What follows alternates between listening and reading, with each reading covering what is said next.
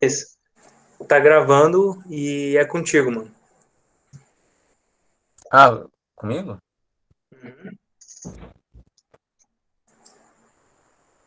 Tá, acho que todo mundo ficou Não mudo. tô conseguindo entrar. Pode começar. Com Tá. vontade.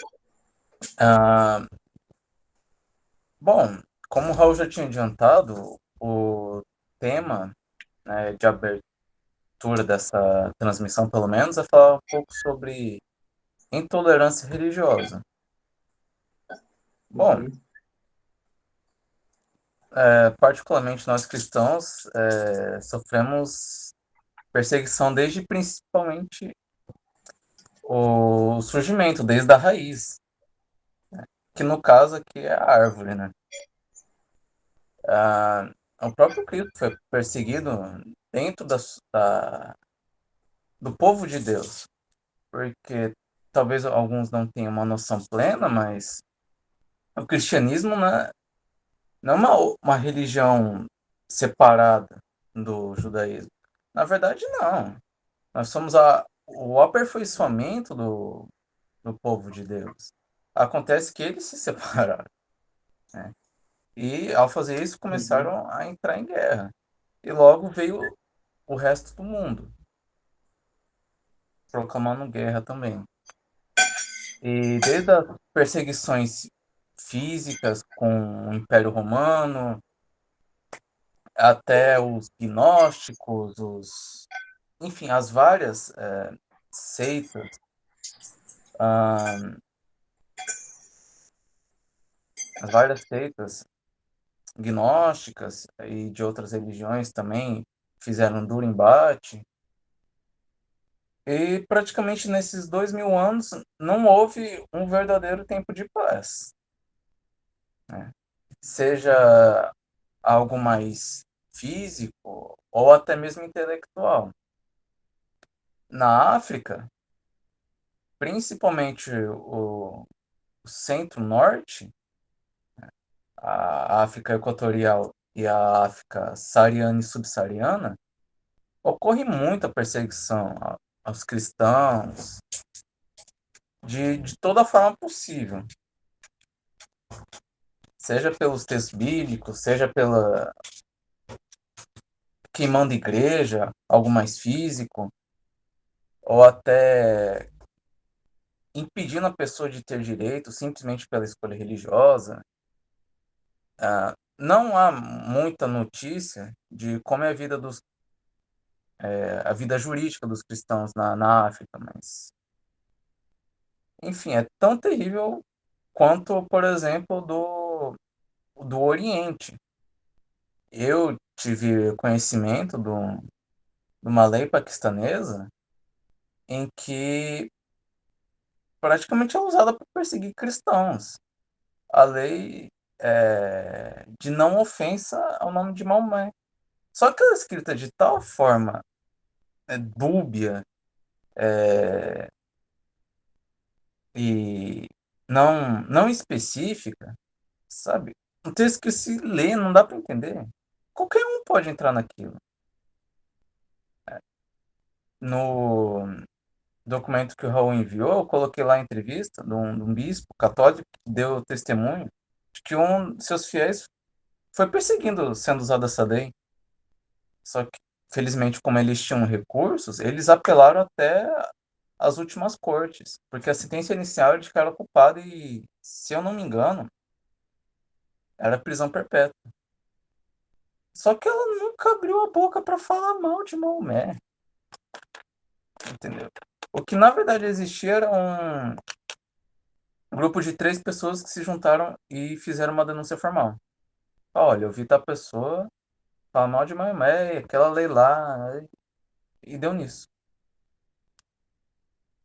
E se não fosse essa pessoa apelar para o bispo, provavelmente ela teria sido até executada.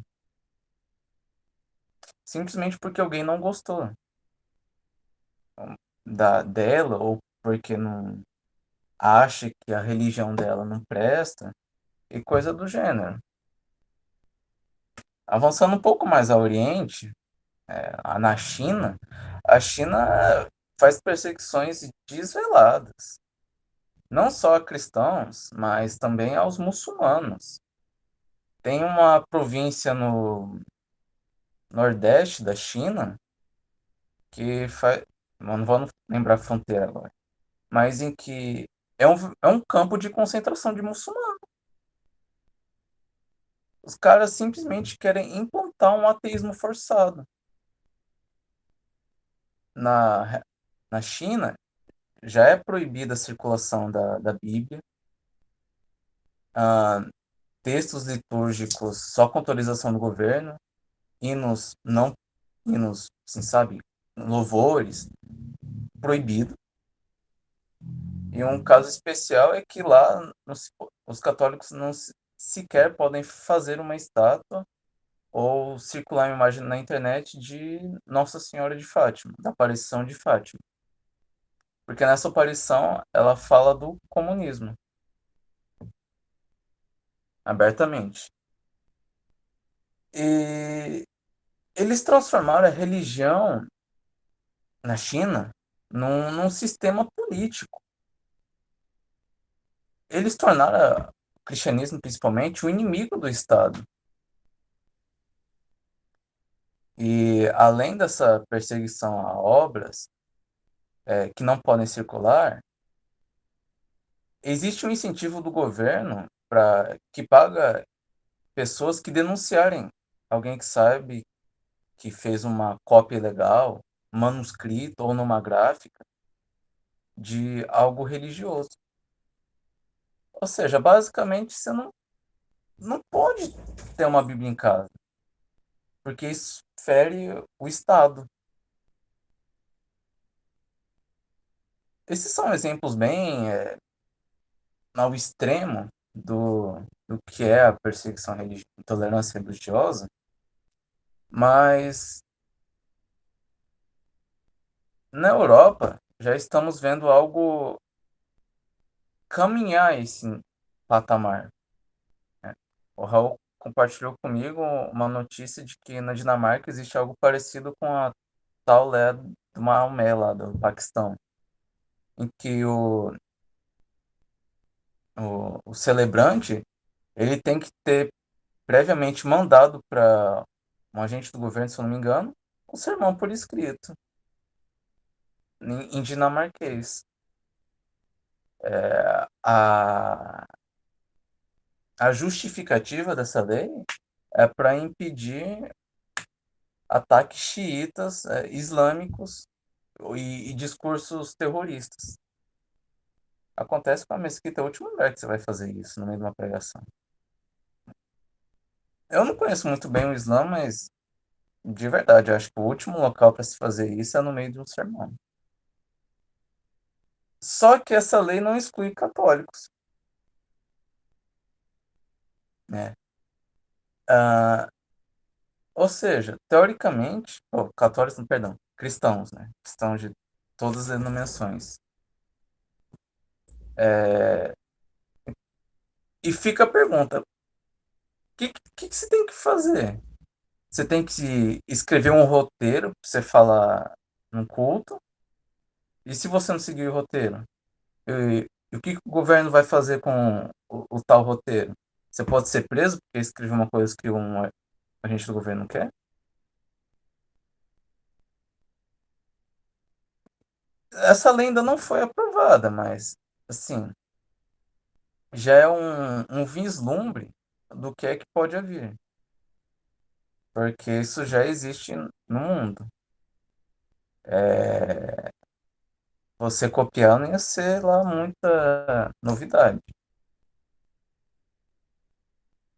Mas o que mais domina na Europa é um indiferentismo religioso, né?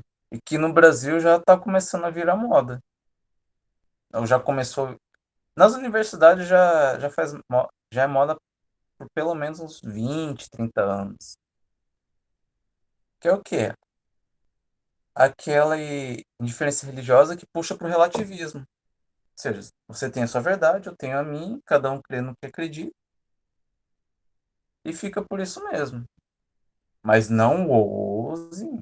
você, cristãozinho, a catequizar os índios. Não, eles têm as culturas deles. Isso é um imperialismo da religião.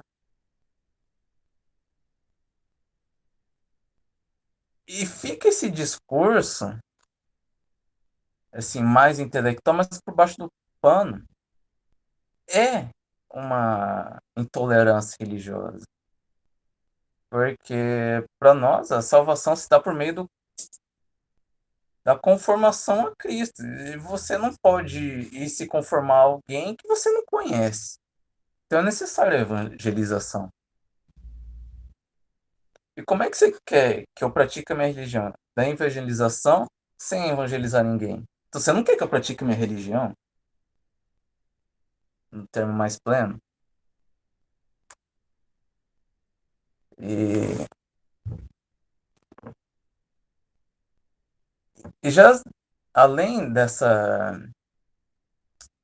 indiferença religiosa no meio acadêmico, já está começando a surgir grupos, ainda que pequenos e talvez desorganizados, de real intolerância religiosa, que se consideram anticruzados. Eles querem ir para a guerra. Feministas já picharam uma igreja na Colômbia, tacaram fogo naquela basílica, se eu não me engano, do Chile. Um, um prefeito agora fechou, fechou não, expulsou todo mundo da igreja no meio de uma celebração da Crisma. E o que é algo um tanto quanto peculiar, porque isso aconteceu recentemente, se eu não me engano foi em agosto, que assim, havia já o planejamento da Crisma, muito antes de ter decretado o lockdown, né? E assim, o pessoal da paróquia foi procurar a Secretaria de Saúde para saber se seria possível a celebração, se ela teria que celebrar na rua e tudo mais. E seguindo as orientações da Secretaria de Saúde, tudo foi organizado nos mais perfeitos detalhes que eles queriam. Chegou no domingo, aparece lá agentes sanitários e expulsa todo mundo da igreja no meio da celebração. Alguém que se diz minimamente indiferente religioso jamais ousaria fazer isso.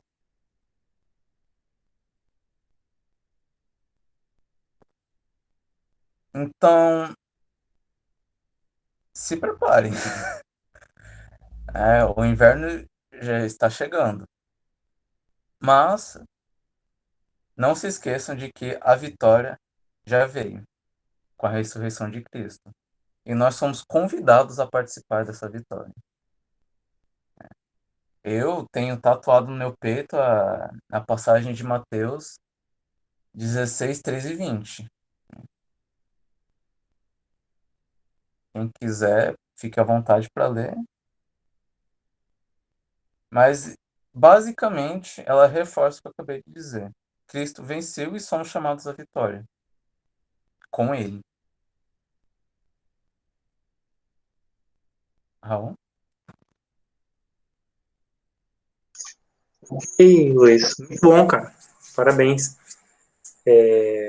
Eu acho que essa é uma reflexão, tipo, na verdade a proposta desse encontro é mais para a gente fazer uma conversa aberta, né? O Luiz que fez uma breve preleção, fazendo, digamos, uma provocação para a gente conversar sobre essa questão. Realmente são pontos bem pertinentes. Oi? Tá na imagem, a imagem não tá falando? Não tá. Agora homem bonito. Aí. Olha o outro. Eu tô sentindo que ele tá te pressionando. Eu não vou olhar para esse relógio. Mas então, eu acho que a questão da intolerância religiosa é algo que tem sido bastante debatido. Inclusive, o Guilherme de Carvalho fez uma série de artigos para a Gazeta do Povo falando sobre essa questão. sobre a disparidade da intolerância religiosa, porque ela pende só para um lado, né? Se por um lado nós temos a intolerância no sentido de fazer com que outras religiões, outras crenças que se julgam verdadeiras, elas adquiram destaque social, adquiram destaque e liberdade social, sejam aceitas da forma como elas são, da forma como elas são tratadas, da forma como elas são moralmente apresentadas, entre outras questões, né? Não vou entrar no mérito. Mas, e também, por outro lado, tipo, a questão de a religião ser considerada fútil hoje em dia. Tipo assim, existem muitos grupos, especialmente grupos governamentais, talvez não tanto no Brasil, porque nós ainda temos um forte traço religioso, mas em outros países que pensam a questão religiosa como algo exclusivamente cultural. Então, já não cabe mais ao Estado levantar isso como um princípio fundamental da organização social, da organização cultural. Raul, Tá me ouvindo? rapidinho. Eu coloquei naquele resumo, até esqueci de comentar, que no Pernambuco, várias colisões políticas se esforçaram para tirar atividades religiosas de atividades essenciais e cair na regra do lockdown. Então, tipo, igrejas seriam fechadas e coisas do gênero.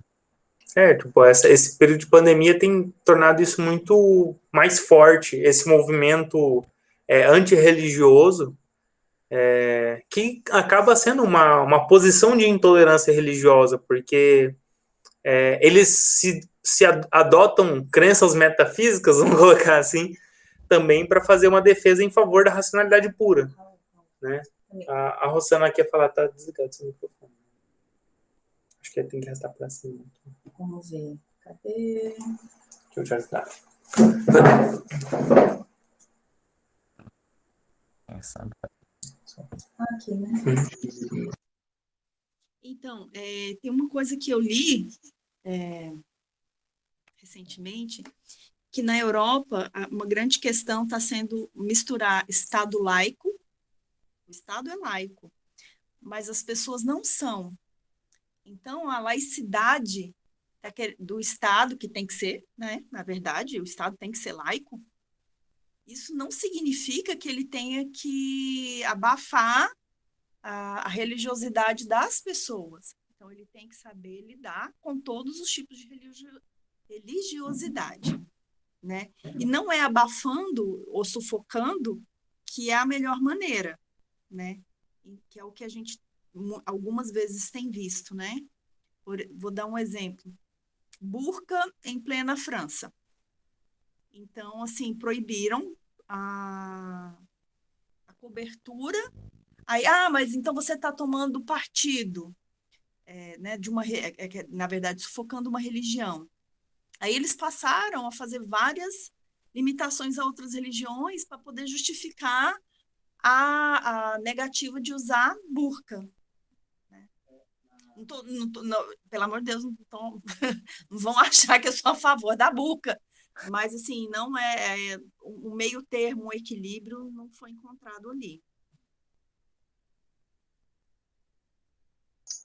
Então, é justamente isso. Tipo, a França hoje eu vejo como o maior exemplo dessa tentativa de ser politicamente correto, que está se tornando um fracasso, no sentido de que eles estão tão empenhados em tentar ser politicamente correto que todos os aspectos, todos os traços culturais que definem uma população, que definem comunidades, estão sendo suprimidos, a troco de viver um país que as pessoas estão tensas em função de viverem tantas restrições, né? E assim, o francês por si mesmo já não é uma pessoa fácil.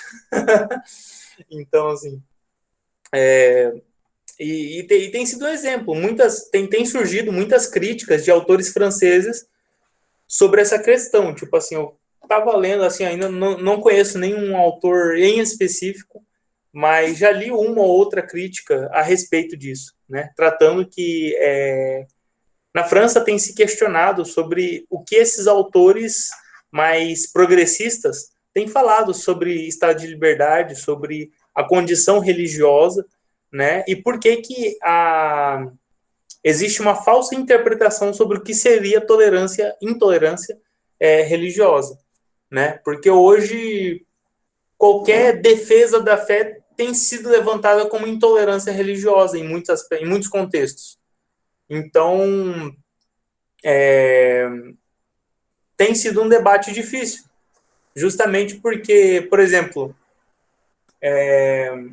em grupos progressistas, isso é muito mais forte nessas comunidades progressistas, quando você apresenta um argumento de fé em favor da religião, eles acham que eles não encaram como uma defesa de um pensamento, de uma posição religiosa, e sim como uma imposição. Por quê? Porque, historicamente, eles consideram que o que aconteceu historicamente no passado, que teve forte repressão, forte imposição da igreja, eles consideram que isso tanto ainda... católica, em muitos momentos, quanto a protestante. A protestante, também. exatamente. Assim, não... Em igreja em geral. A igreja cristã. E essa dívida histórica, digamos assim. Então, assim, é impossível pagar. Não, eu tô falando pelo Raul. Não tô falando pelo Raul, tô falando por mim. Só dá para ouvir aqui. Né? Melhor desligar aqui também. Põe no baixinho. E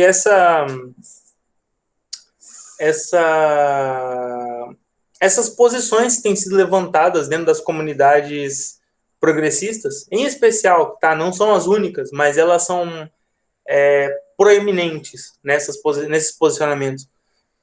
Então, acontece que esses grupos têm demonstrado que, primeiro, está fazendo uma falsa interpretação sobre o que seria um extremismo religioso, ou então o que seria essa que você falou. Dívida histórica? Não, o que é... Enfim. Relativismo? Não. Enfim, esqueci o nome.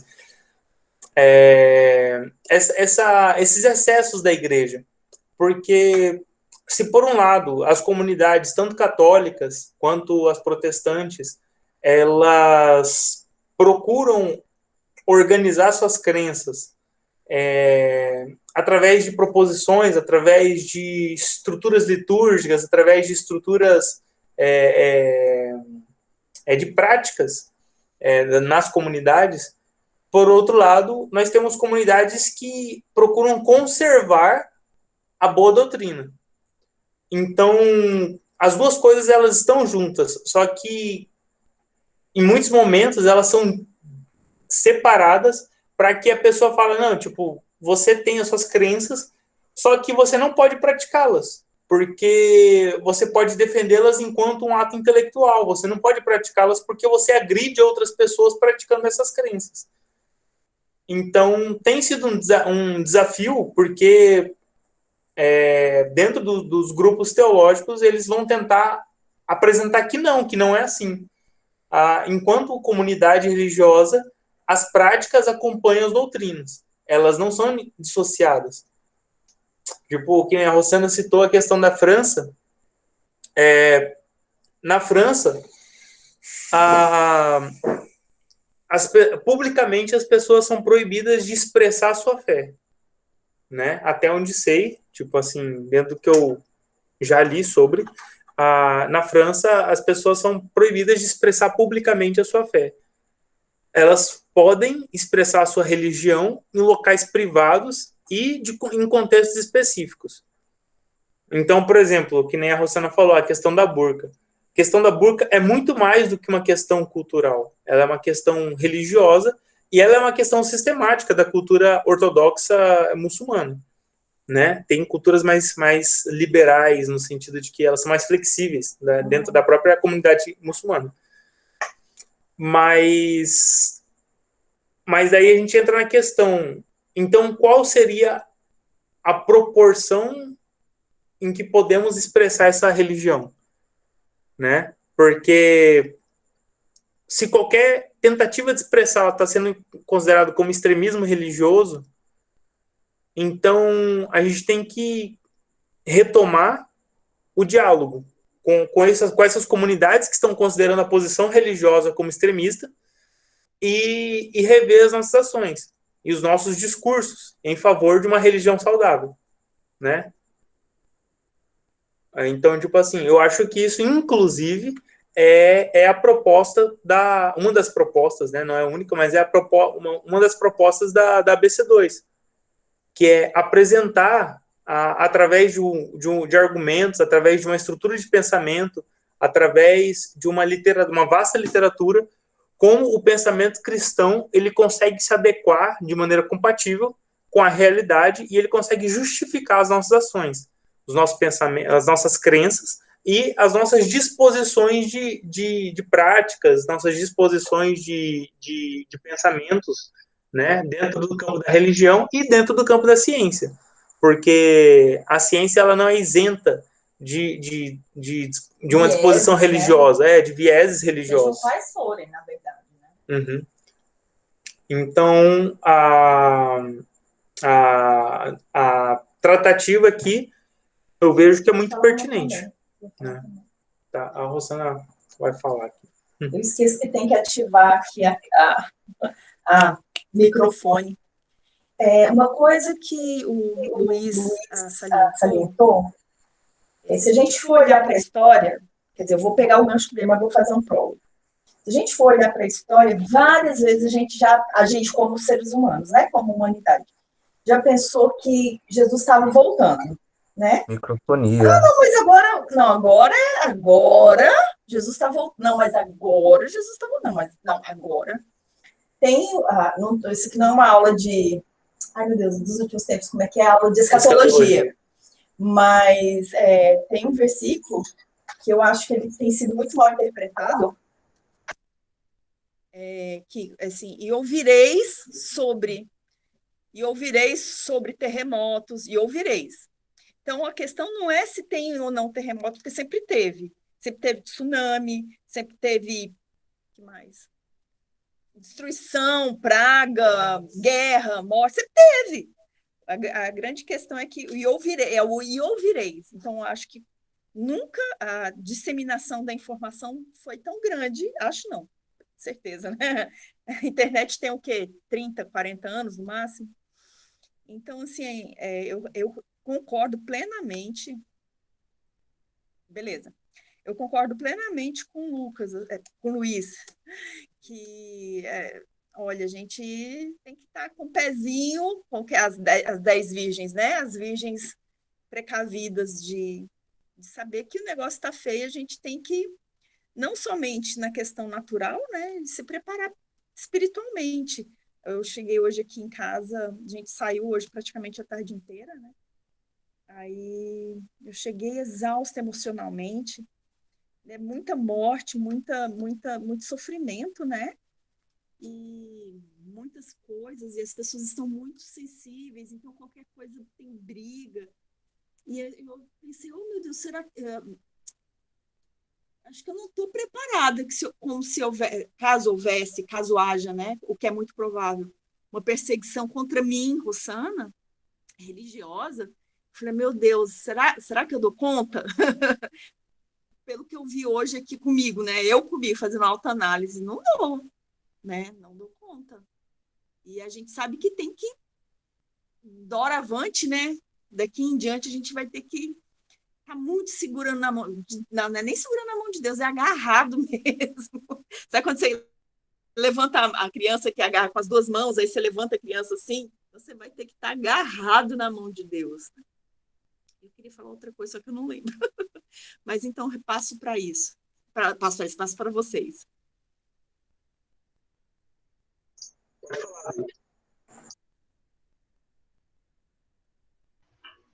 Bom, pessoal, boa noite aí. Eu gostaria de... a gente começou a falar da questão da perseguição religiosa. e começamos a falar da França.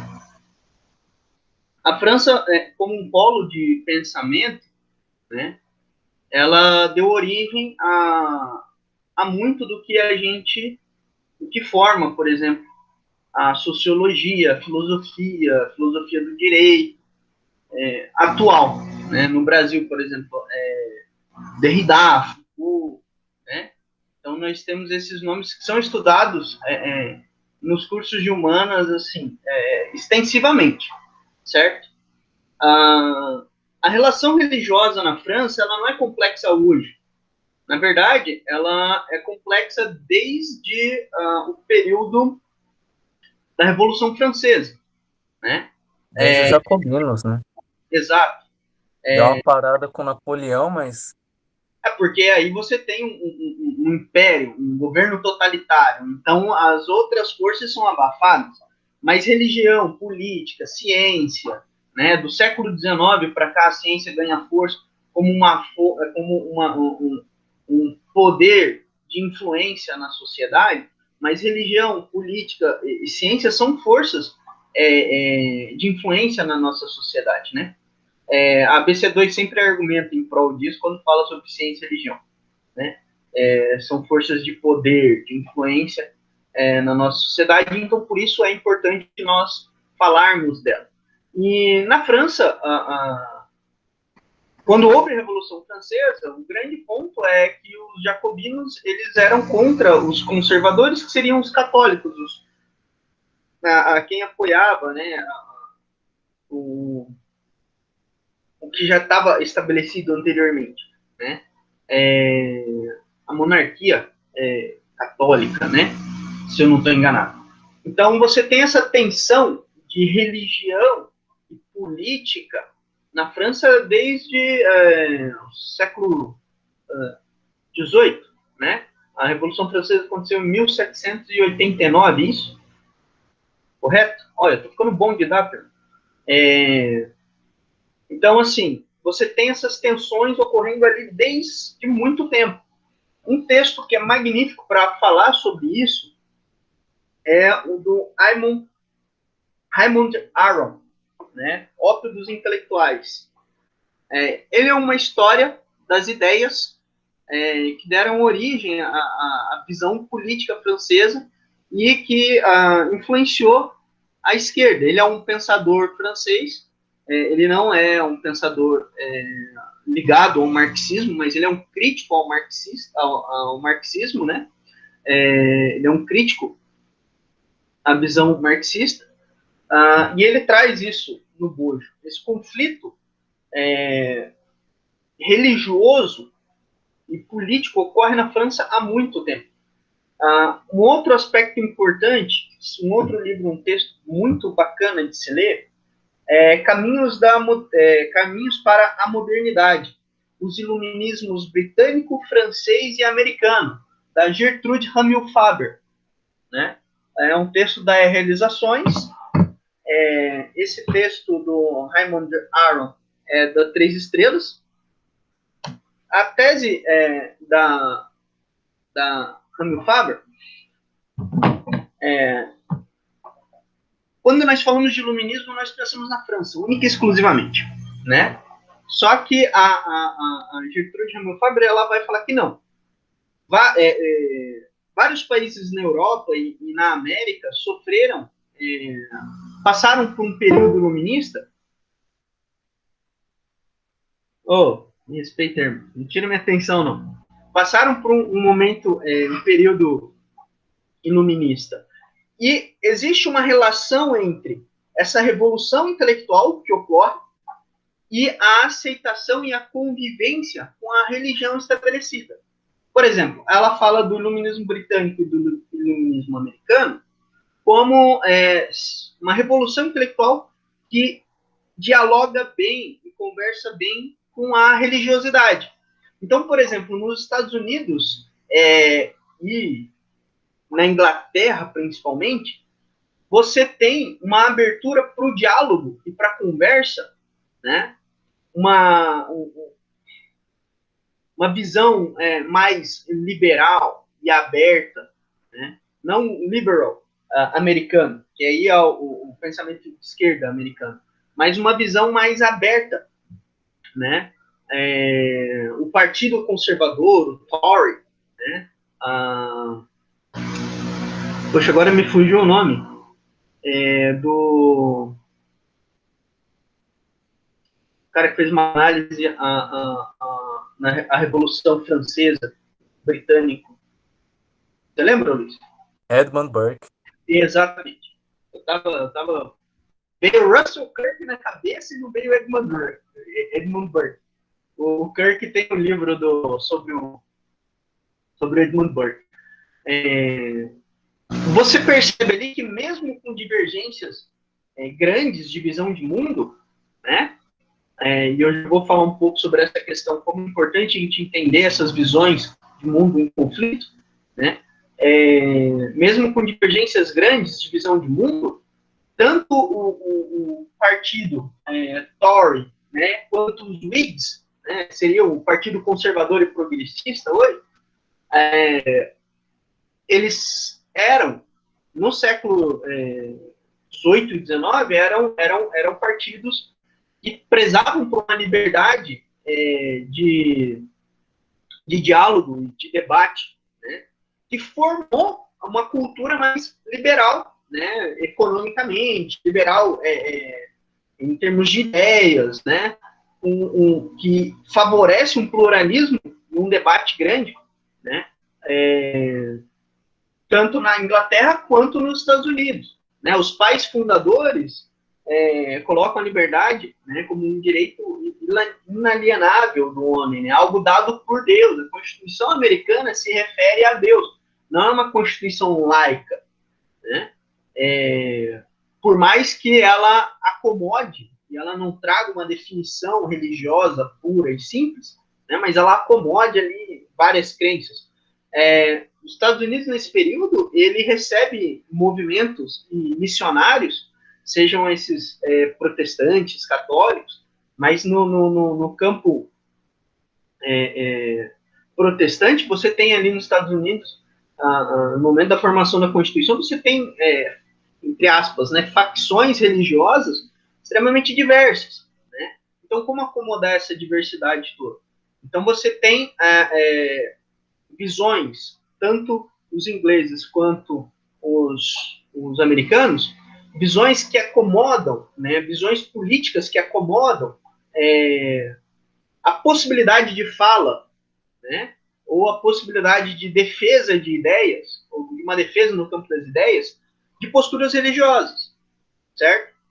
Tanto é que, por exemplo, a Christian Science na Inglaterra tem 150 anos, sei lá, 200 anos, quase, eu não me recordo a idade, mas tem muitos anos, né? O Robert Boyle, por exemplo, quando ele falece, quando ele morre lá em 1691, toda a fortuna dele é dividida ou para as palestras Boyle, que seriam palestras para divulgação do pensamento da teologia natural, né? E da filosofia natural, ou esse dinheiro é revertido para obras missionárias nos Estados Unidos. Entende?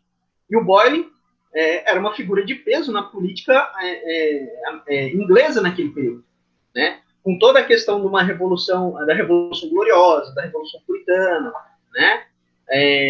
Você tinha ali, digamos assim, muita treta envolvida, mas você tinha pessoas que tinham liberdade para fala. Obviamente que esse é um outro contexto, o caldo cultural, o pano de fundo, né?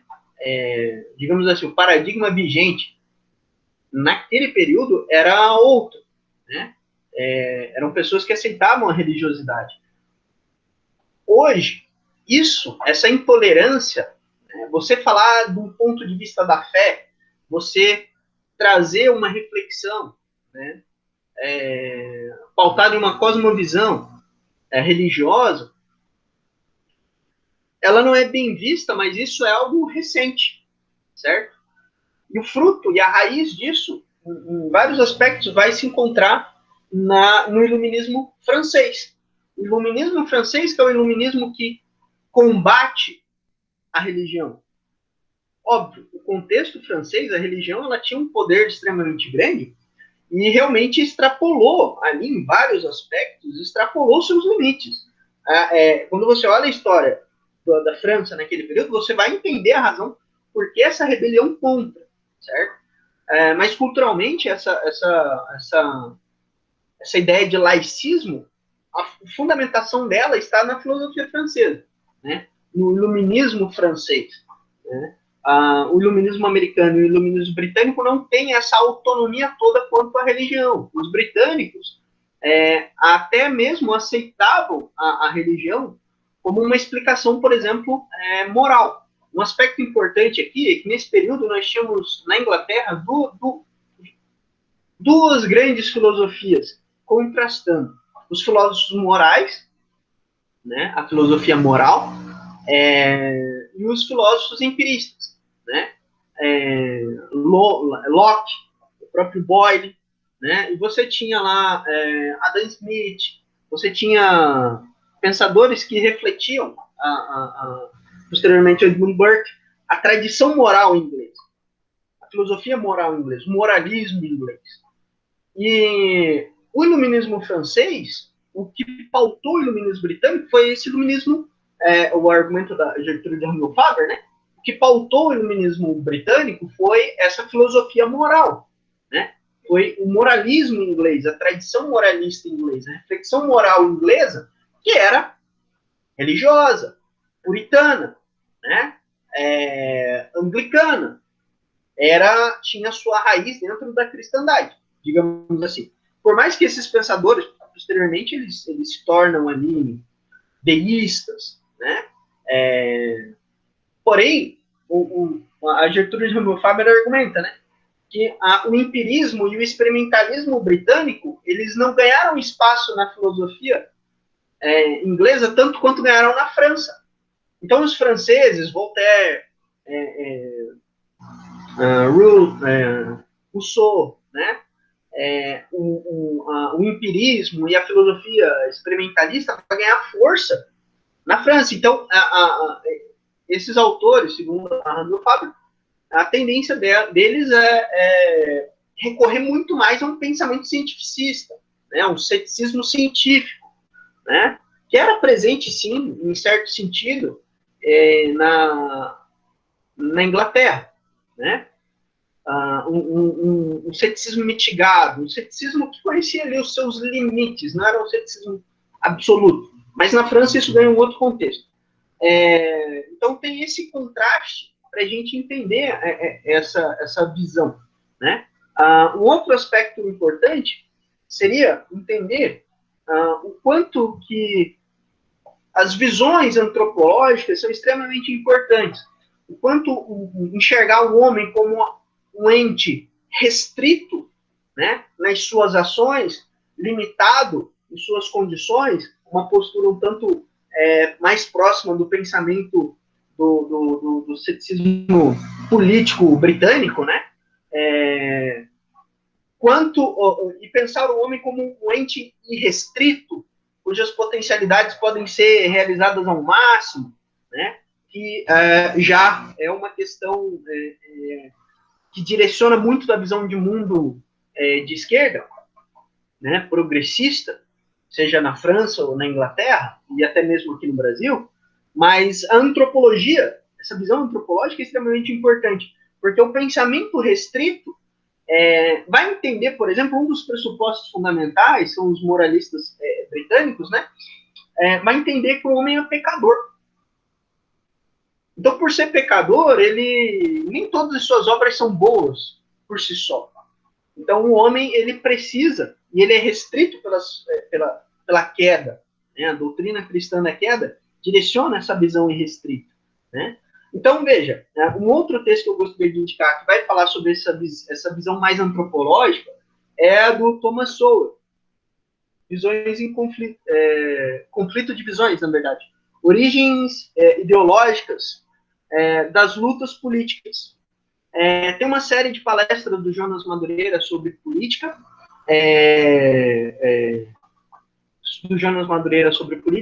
ele trata sobre essa questão da cosmovisão, né? ele traz o Thomas Sowell. Agora, a grande questão é que quando nós vamos para o debate público, a gente tem que entender que o que direciona isso é justamente essa visão de mundo antropológico, essa visão de mundo de quem é o homem e o seu espaço, porque se entendemos que o ser humano é religioso por natureza, a religião é um fator extremamente importante para a realização completa do humano, certo? Então, do ponto de vista da perseguição religiosa, a gente compreendendo o espaço da nossa religião na cultura, nós conseguimos, de fato, fazer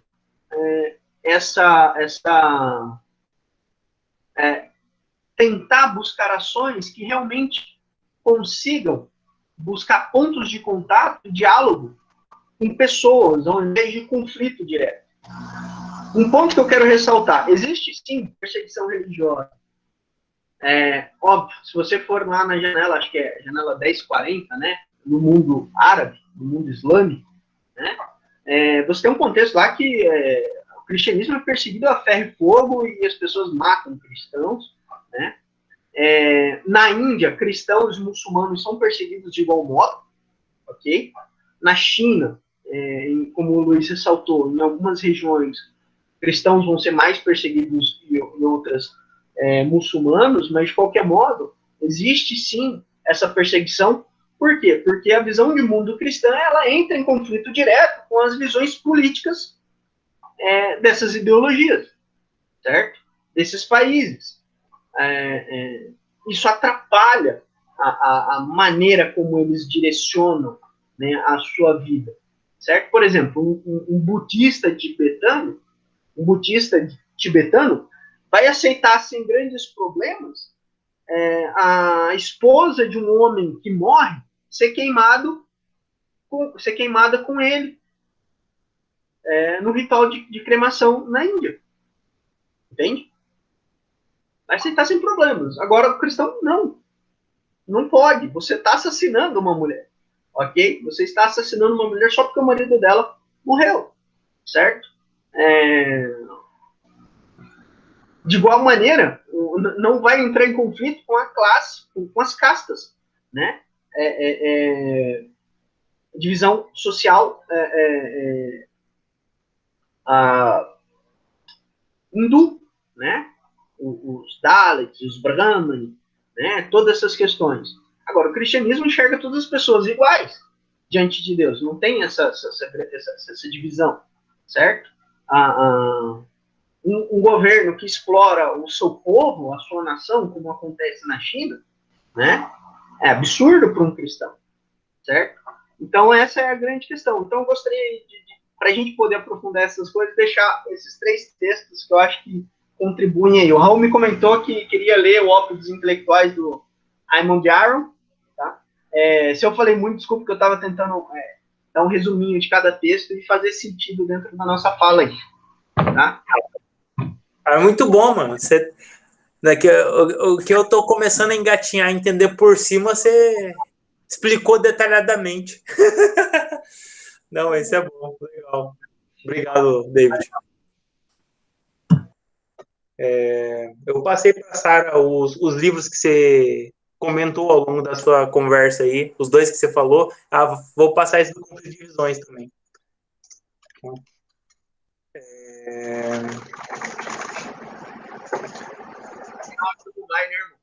Baixa. Não, em breve a gente vai ter uma especialista em direito aqui para conversar no nosso grupo. A Sara, daqueles. Especialista em quê? Em direito. Ela entrou na faculdade de direito. Ela vai nos defender. Aí, Sara, você já tem, do meu lado aqui, você já tem aí um cliente pro resto da vida. E aqui é treta atrás de treta.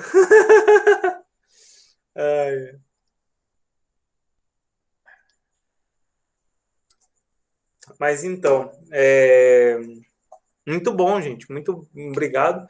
Mais alguém tem alguma coisa? Professora Pancrácio, gostaria de acrescentar alguma coisa sobre intolerância religiosa? O senhor que está num contexto complicado, bem belicoso, os biólogos, por natureza, eles gostam do caos. Como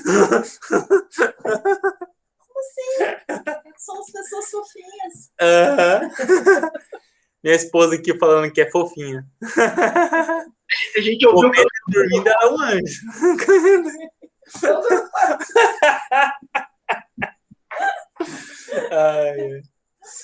Então, professor, brincadeiras à parte, o senhor gostaria de acrescentar alguma coisa? Não, eu estou rindo aqui porque vocês perguntaram para mim e a cachorrada aqui resolveu se manifestar e tal. Aí, ó. Não sei se eles tomaram as dores aí, foram intolerantes, entendeu?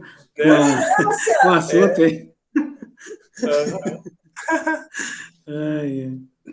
Não, mas eu estou só ouvindo aí, mas eu concordo com vocês. Realmente, no ambiente acadêmico, é quase que um sacrilégio, né? Assim, um crime, né? Você falar assim, em termos religiosos, né? Mas eu penso assim, acaba quando fica no plano teórico, né? Sempre acho que vai haver essa intolerância religiosa, mas sempre tem uma hora que Deus ele coloca uma carta a mais no jogo ali, né? Sempre tem uma vírgula que ele acrescenta e muda a situação do jogo, né? Tem um meme que corre solto aí, engraçado, de que em 2019, né, que foi 2000, quando foi o carnaval que Jesus foi colocado lá, humilhado, lá foi 2019, 2020? Uhum. Foi Então, 2019. aí no ano seguinte você não teve carnaval, né? A resposta, seria a resposta de Deus, assim. Enfim, acho que sempre Deus ele acrescenta uma coisa, né? Assim, que a pessoa fica numa situação que, embora ela seja intolerante, mas é como Naamã, né?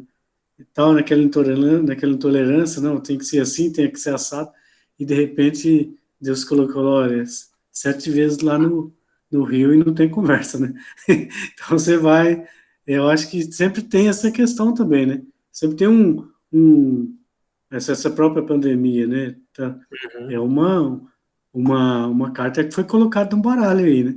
Então, isso é uma variável que não existia e agora tá fazendo parte, né? Até mesmo, vamos dar um exemplo que está até refletindo esses dias, a gente fala sempre assim, muito chavão, a gente fala assim, que a igreja quando ela era perseguida, ela crescia e tal, aí quando a igreja e o Estado se uniram, aí ficou a igreja Nutella e tal, aquela coisa de história, né?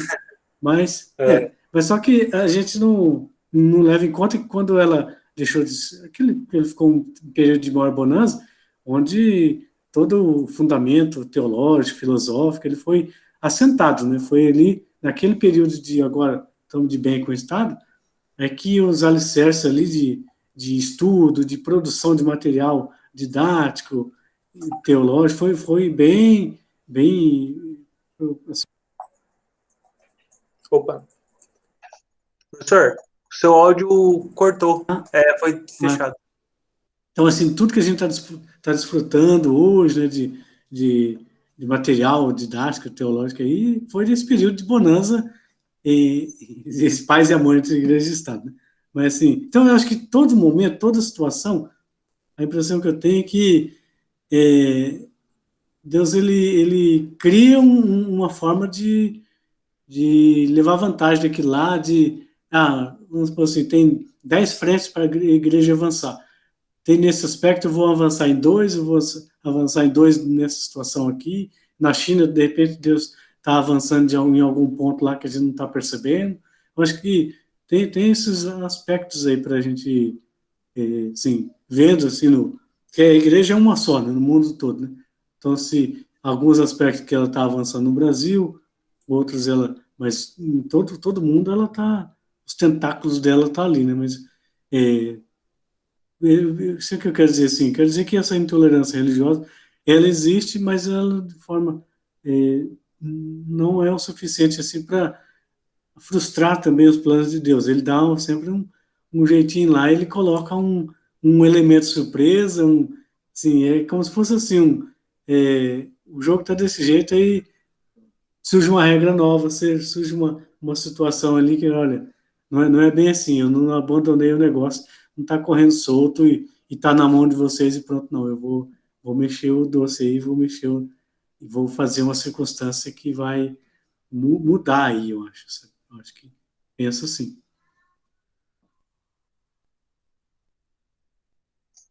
Ok, muito obrigado, professor. A gente realmente é uma coisa que a gente para pensar, né? Tipo, sobre a ação de Deus no mundo. Tipo, é uma questão bastante colocada dentro do campo da teologia. Infelizmente, não é colocada dentro do campo da ciência. Acho que a gente poderia debater mais sobre essas questões dentro do, assim, com uma reflexão mais científica, né? Sobre diversas circunstâncias, diversas descobertas, diversas complexidades, né? Que é a proposta, inclusive, do Alistair McGrath, né? Fazer esses debates, essas reflexões. E pensar sobre a ação de Deus no mundo, né? Tipo, como que Deus, em sua soberania, ele gera influências ou faz interferências construtivas em prol de glorificar o seu nome, em prol de cumprir aquilo que ele disse que ia acontecer, né? Ah, tá, pode falar, David. Eu também quero depois. Rosana, pode falar. Primeiras damas.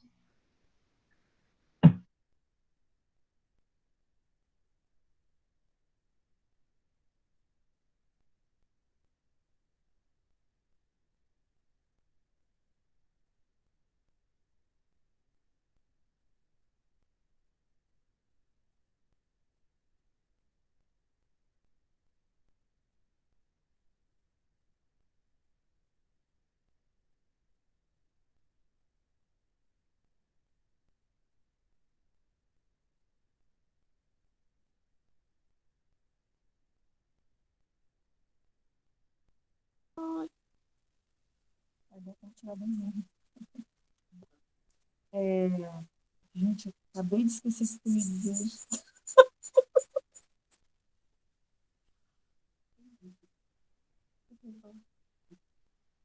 Desculpa, David, vai lá. Posso falar? Tá.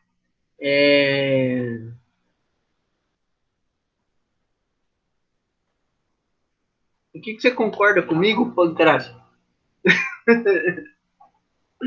Ah, entendi. Ah, tá.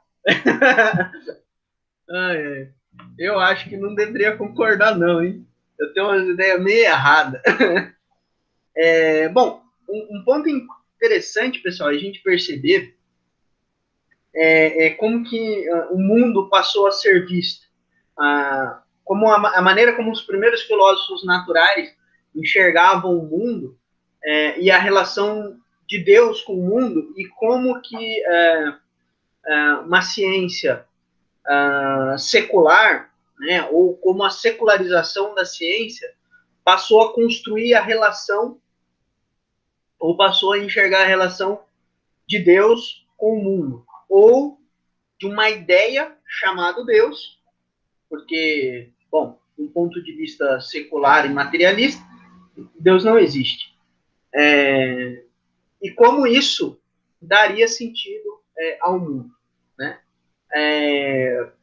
Existe uma ideia, por exemplo, que devido às explicações no campo científico, os milagres são excluídos, né? Tem dois pontos extremamente importantes aí. Toda realidade, ela é uma realidade criada por Deus.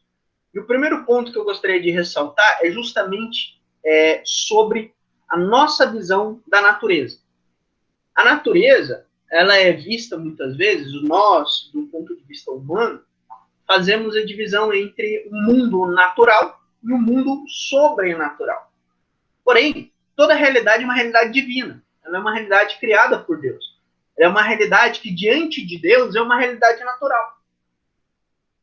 Ok?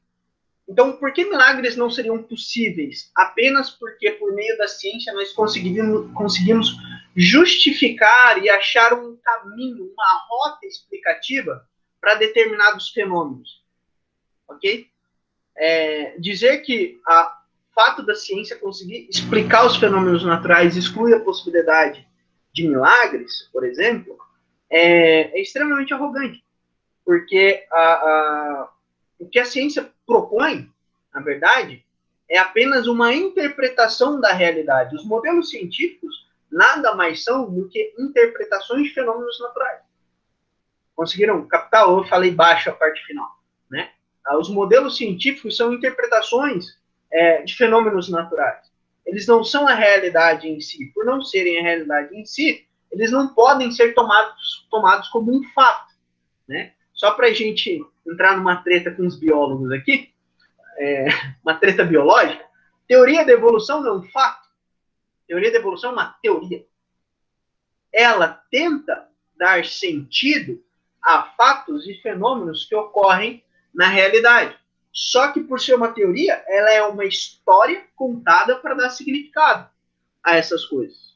Tanto é que, na biologia, antes era a história natural, né?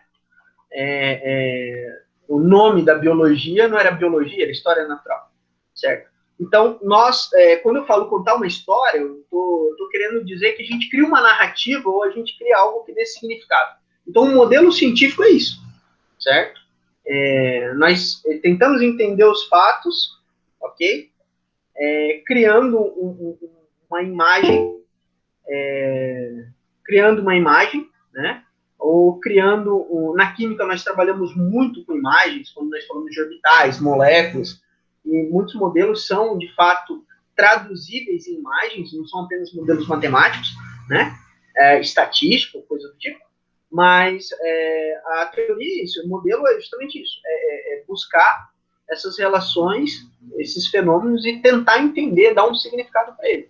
Então, veja, como que isso, né, entendendo o modelo no que ele é, de fato, como que a ciência trabalhando com modelos vai excluir a possibilidade da existência de Deus? Sendo que para Deus, ou a possibilidade de Deus interferir na realidade, ou seja, providencialmente ou por ação miraculosa, Deus guiar o mundo da maneira como ele quer. Como que a ciência vai barrar isso? Sendo que a realidade é uma realidade criada por Deus, do ponto de vista cristão, e é a realidade, toda a realidade é uma realidade natural para Deus, né?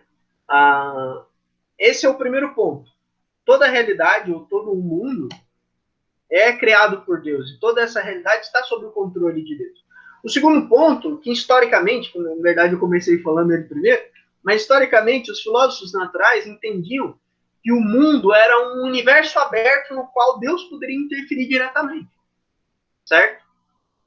Na passagem do século XVIII para o XIX, onde a gente começa a já ter uma formalização, uma profissionalização, na verdade, meados do século XIX, isso acontece com mais preeminência, mas nós começamos a ver um movimento que tenderia a uma profissionalização da ciência, né, onde clérigos, leigos, né, pessoas que não eram formadas em si, não eram profissionais, elas trabalhavam com ciência com muito mais facilidade.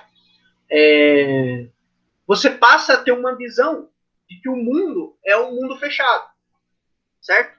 Então, um exemplo, a gente na química a gente fala sobre as condições normais de temperatura e pressão, as CMTPs da vida, né? Essa fala implica muitas vezes a crença em um universo, implica na crença de um universo fechado, um mundo que está hermeticamente fechado para a ação divina, certo? Então, há aí essa nova visão, a visão de um mundo fechado, aí a ideia de que Deus não pode interferir na realidade, certo? Porém, os primeiros cientistas, Francis Bacon, Robert Boyle, Kepler, Copérnico, todos esses caras, né, acreditavam em um mundo aberto, né? Então, 2 pontos nós, muitas vezes, fazemos a separação entre o mundo natural e o mundo sobrenatural, o que não é verdade, porque todo mundo é um mundo diante de Deus, é um mundo natural para Deus, né? Então, essa separação para nós não é interessante. E nós vemos o mundo, hoje, como um mundo fechado, né? Um universo fechado, certo? Um sistema fechado, no qual não se pode interferir diretamente. Sendo que se Deus criou o mundo, esse universo não está fechado para a ação divina, certo? É aquela velha história da pedra. Deus é onipotente, então ele pode criar uma pedra na qual ele não possa levantar? Ora, isso é uma incongruência lógica, né? Deus criaria um universo no qual ele não poderia interferir diretamente? E o verbo se fez carne e habitou entre nós. E ponto. Certo? É isso, galera.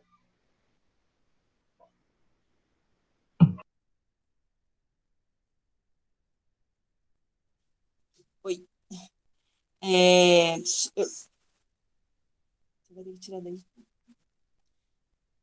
Sobre a teodiceia que eu queria falar, que é a questão da maldade, e eu vou estar falando numa conta e estou aparecendo na outra. Então, esse termo me chamou muito a atenção um tempo atrás, né? A teodiceia. Como um Deus tão bom, como um Deus tão poderoso, como um Deus tão, né, justo, permite o mal. Das duas, uma, ou ele não é tão justo, né? Ou ele não é tão bom. Então, assim, só que porque a gente estava falando, né, do sofrimento e tal dos últimos tempos, e é uma coisa que eu tive que equilibrar, né? Que Deus é bom, Deus é justo, mas ele ainda permite o mal. Chupem. Eu sou arminiana. Então, chupem calvinistas. Então o mal não é só Deus, né? para mim, né? Só o arbítrio que Deus nos deu, que ainda que seja contaminado com a queda, né? É que consegue justificar isso. Mas a teodiceia, nesse estudo que eu fiz, eu não fiz um estudo, mas eu li um pouquinho a respeito, vi vários vídeos, é algo que me acalmou mais, né? Não, Deus é bom, a culpa do mal é dele? Não. Mas ele ainda permite, né? Exatamente porque ele nos respeita. Só que a gente quer que Deus respeite a nossa vontade e não a do coleguinha, né? Na verdade, se Deus pudesse também furar os olhos do coleguinha, seria muito melhor. Mas na teodiceia, nesse estudo da teodiceia, há muita coisa interessante. Era isso que eu queria falar. Eu acho, Rosana, isso é uma questão muito importante. A existência do mal. E com a questão da perseguição religiosa, né, nós sofremos esse mal. Nós, não especificamente nós, porque eu até hoje, o máximo quando tentaram me, entre aspas, fazer uma perseguição religiosa, meio que eu bati o pé e o cara, né, ficou quieto. O que foi, irmão? O que você tá querendo dizer aí? Aí ele, não, então fica na tua aí, tá ligado? É melhor ficar de boa. Você não tá sendo um bom cristão perseguido, David, tá fora do grupo.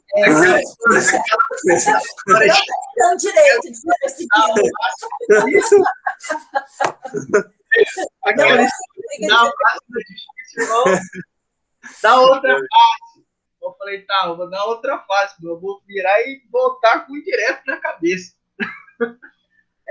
Esse é um ponto importante, mas eu acho que aí é que tá a coisa.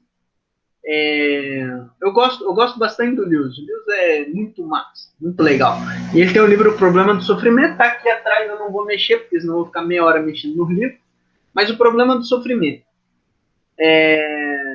E um autor muito legal, no Mais Relutante dos Convertidos, ele começa falando justamente sobre essa relação do Lewis e o problema do mal.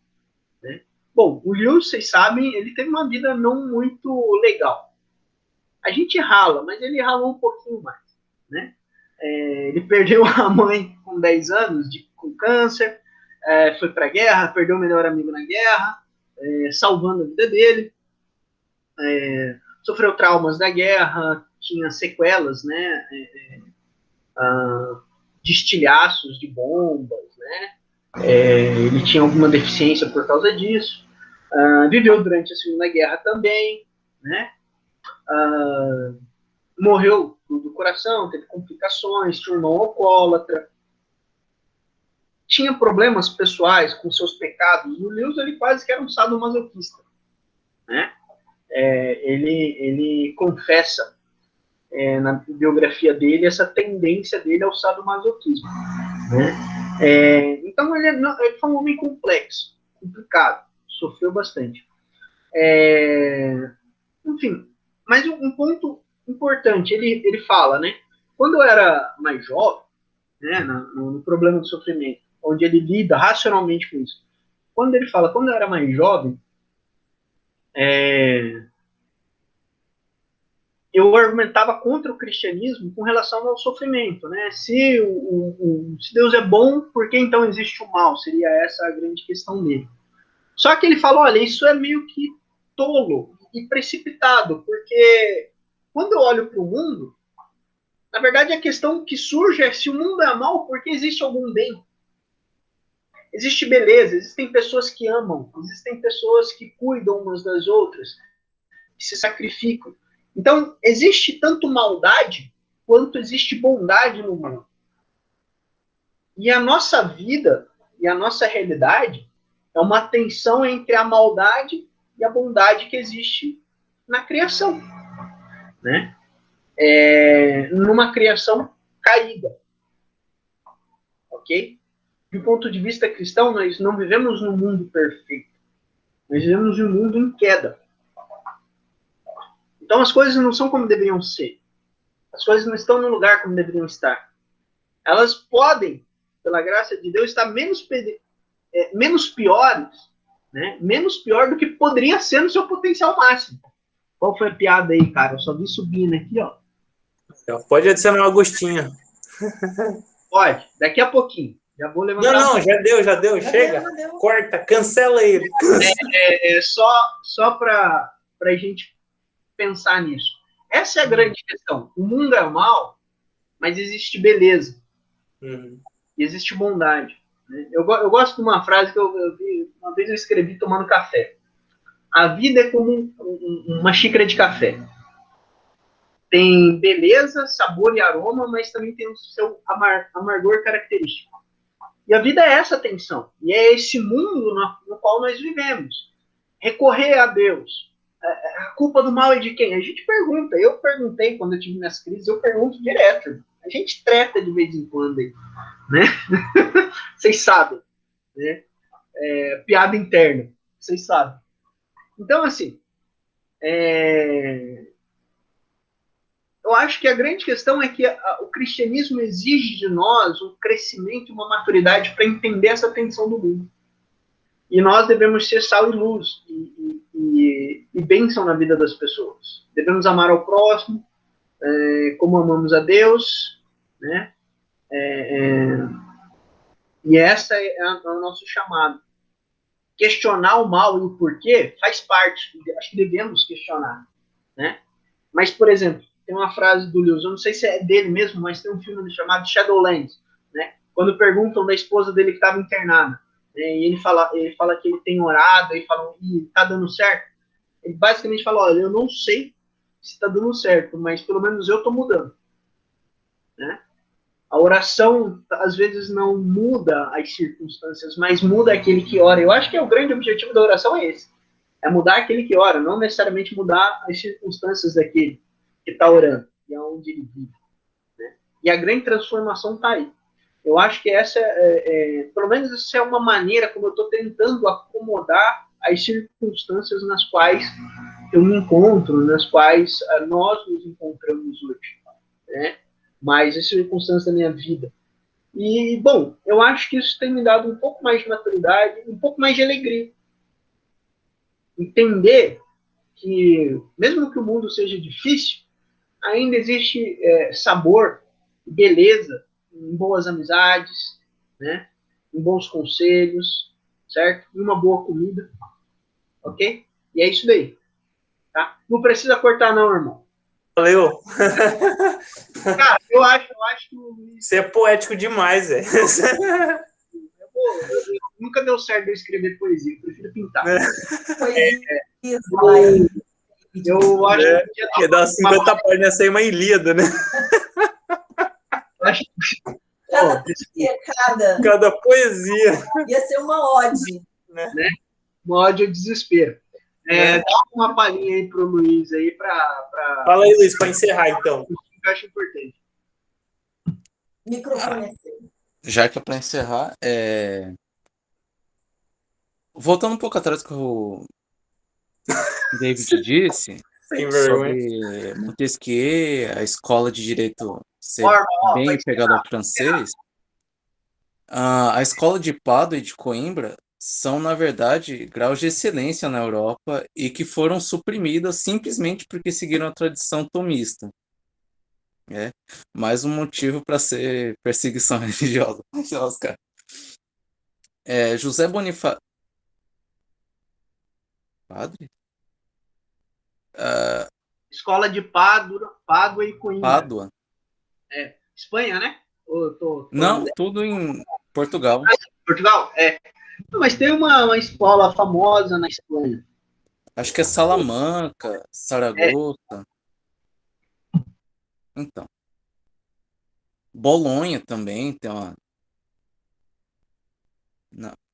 E, bom, José Bonifácio de Andrade e Silva, ele estudou, se eu não me engano, em Coimbra.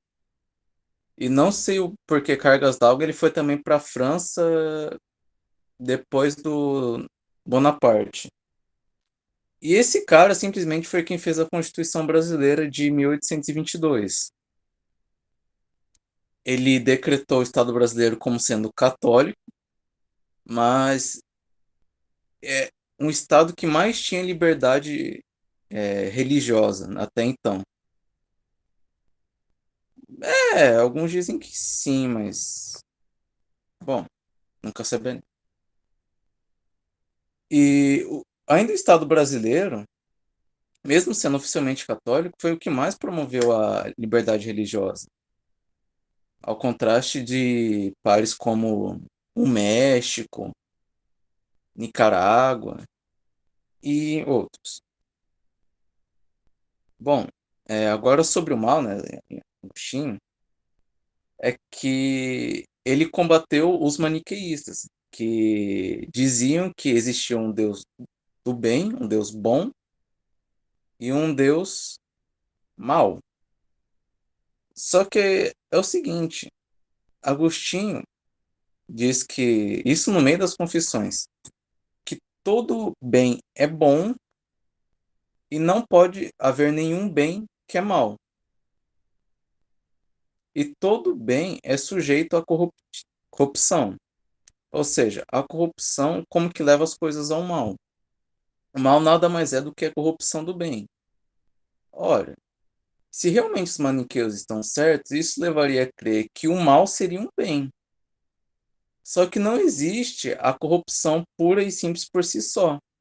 Porque a corrupção leva à deterioração do bem. O mal ele não pode se corromper. O mal ele é a corrupção de um bem. Corrupção do que é bom. Logo, o mal ele é uma ação, ele não é um bem. Logo, não pode existir um Deus mau. Somente um Deus bom, porque ele é o sumo bem. O Deus em si, ele é a finalidade de tudo. É por isso o sumo bem. E acreditar num ser de puro mal também é loucura. Porque partindo do princípio de que Deus é bom, como já provado, então ele só pode criar o que é bom. E a maldade, como uma ação, ela deteriora o bem de Deus. Por isso que Satanás, em sua essência, é bom. Pasme. Apesar de suas ações serem más e de ele praticar unicamente, exclusivamente o mal. Agora, do mal no mundo, simplesmente se dá o fato de uma ação contínua que teve o seu pontapé inicial com os anjos. E como Deus é bom, disso ele só pode tirar um bem ainda maior. Esse bem ainda maior da corrupção dos anjos, que veio até nós, se chama redenção. Que é ainda melhor do que o estado natural que Adão e Eva viviam.